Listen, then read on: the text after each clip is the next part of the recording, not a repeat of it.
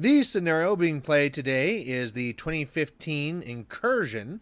This one has no kill box. There are 3 flags. Each one can be either controlled or dominated for 1 point, and the first one to 5 points wins.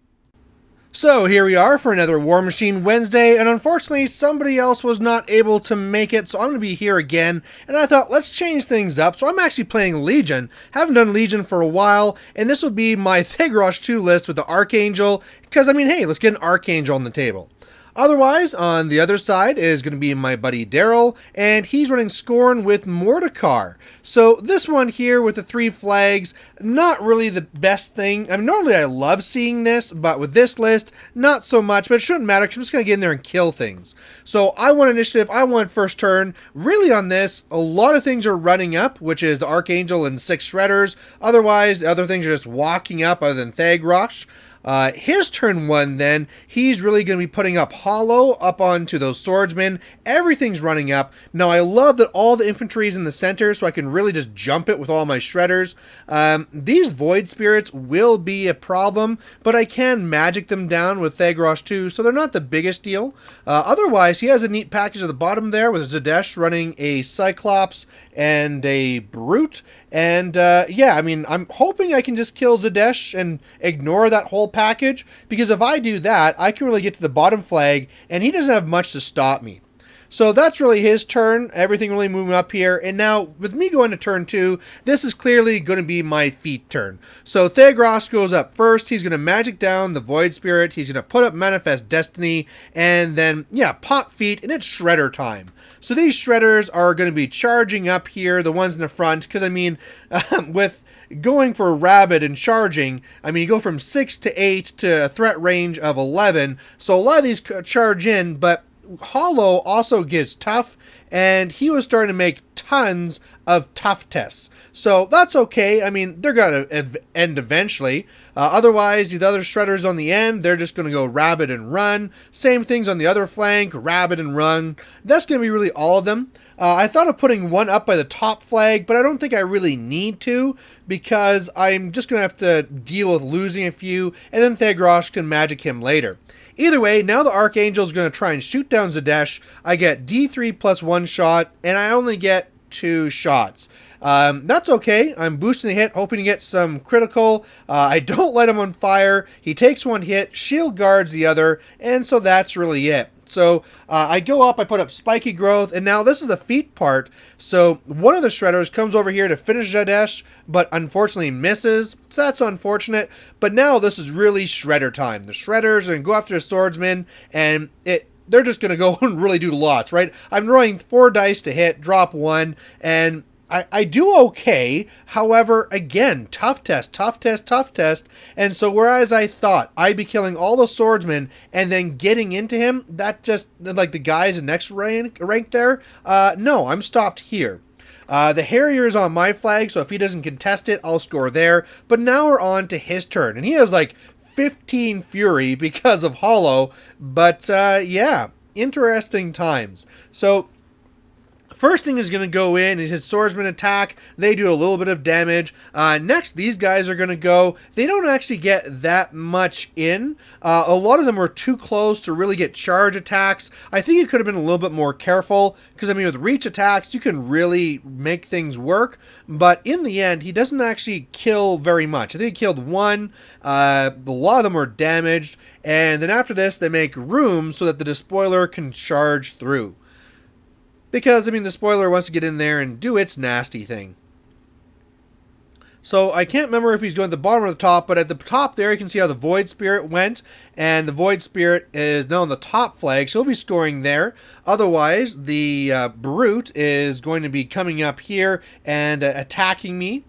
And he doesn't really do too much to me, like 3 points to me, and I do like 3 points back because of spiny growth.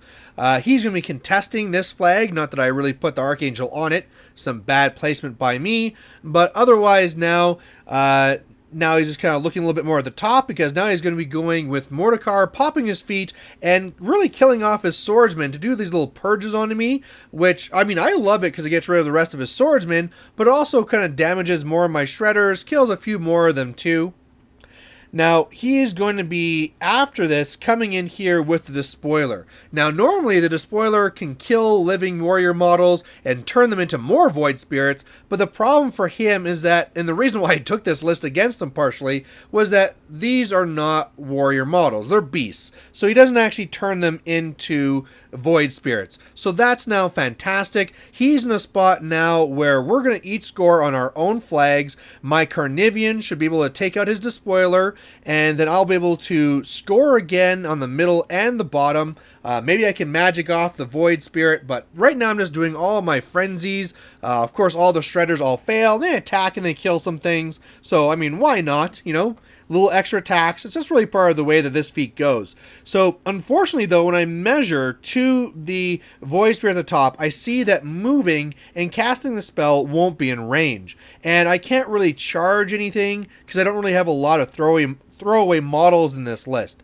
So it's currently 1 point to 1 point. I'm going to decide to just go for attrition, and then as well just kind of keep up this whole thing here where I'm going to just try and beat him by scenario. So I went up and Thagrosh went and basically just dumped all of his fury. He actually went and put up Dragon's Blood onto the bottom one. Should have been Spiny Growth, but then he did Manifest Destiny. The Archangel came down, went to the flag, killed the little light that was there, and now this is where Daryl got me good. I charge in here at the Carnivian, I say I'm going to do my Assault Shot, and that's where I feel like an idiot, because that's why he has those guys back there. Because with the feat, if I miss any of them, I get pushed back. So I boost to hit the Despoiler, do some damage, I boost on Midwinter and miss it on the other guys, and basically I get pushed back all the way to the Archangel. And so, whereas I'd hoped to keep in a line right by him, yeah, that's not the case anymore. So I did score 2 points, he scored 1, so it's now 3 points to 2. And now he is going to be going with the Despoiler, killing the Harrier that was in front of the flag. Give me 2 transfers if he gets any craziness going on. Otherwise, his infantry here, Kiltari, I don't know what these guys are called, the newer ones, they're going to be trying to kill off all of my shredders, and they do some pretty good damage, and then they move up. But really, they're just moving out of the way so that the Gladiator can get to my Carnivian. And the biggest thing for me right now is how many models are contesting. So Beast Handler's going, and they're going to enrage and all that cool stuff. Yeah, he's going to be moving Zadesh, actually running him just to be contesting the bottom flag here. So that'll be a problem. The other light wanted to charge me, but he actually forgot to give it away to be able to do it. I think Mordikaar gives out Ghostly or something. But either way, Mordikaar is going to be doing that to the Gladiator now so that the Gladiator can charge me. So yeah, he's going to be coming at me, and not only is he going to be killing my Carnivian with ease, but now there's 2 heavies contesting the center flag. I mean, just the Despoiler, sure, Thagrosh can kill that, but yeah, now I'm pretty sure I just can't get the middle flag. I can't really go for the bottom one, and so when I look at this, I have 2 choices. I could go for Assassination, or I could go for Attrition. If I could just kill off both his heavies and stay alive, you know, this could work out just fine. And so I look at it and I think about it and I was like, you know what? I think I can get this assassination. Now, I have 2 opportunities here. If I do the spray and stationary him, Mordikaar, that'd be great. And if not, I can Scourge. And so I come up here and I do the breath. I am going to be hitting Midwinter and Mordikaar, boosting on both, and I kill Orin, and I'm going to stationary Mordikaar, and so now this is where he's in a lot of trouble. I try and hit him with a Scourge too, but it actually turns out I'm short, so it's a good thing I hit with the other one, and now this is where we get into a big deal. I have Isle of Sight on Archangel. He just needs to charge in and kill a knockdown Mordikaar, which is really easy, but there's two locations. There's the one more on the left side that's closer, but I'm not sure if I can fit the base, and the one on the right. And we were not really sure how to resolve this. I decided to go for the one on the right. We measure it. Turns out it was out. We measure after for the one inside to see if I would have been in, and I would have been. But we'll be talking about this in a second. So Archangel fails, and now it's just really over. Whereas this could have been a very easy win. Now his heavies, his spoiler frenzies, hits my guy. Then the gladiator just turns around and punches Thagrosh, and he's going to win by assassination. So I want to talk a little bit about what happened at the end there, because this has never really happened to me before. I mean, the whole thing about charging in proxy bases, that's something that comes up, but the whole idea of what happens when you have two of them and there's two possible locations. Are you allowed to see if you fit in one location, and then if not, move it to another location? Is that really actually a way of pre-measuring? And so I asked a lot of people, a lot of press gangers. I got a lot of different answers, and so I went to good old Tim Banky, the judge, good old Canadian, and what he told me was this.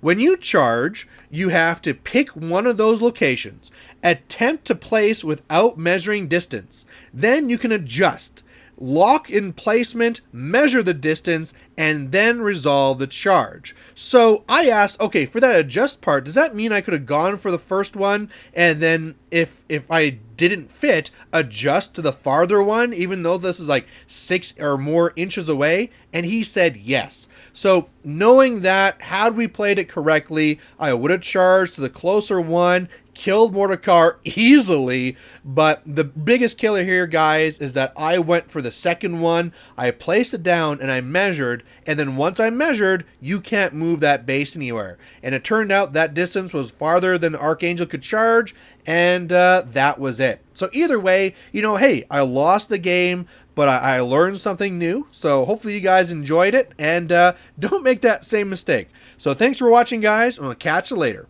Bye.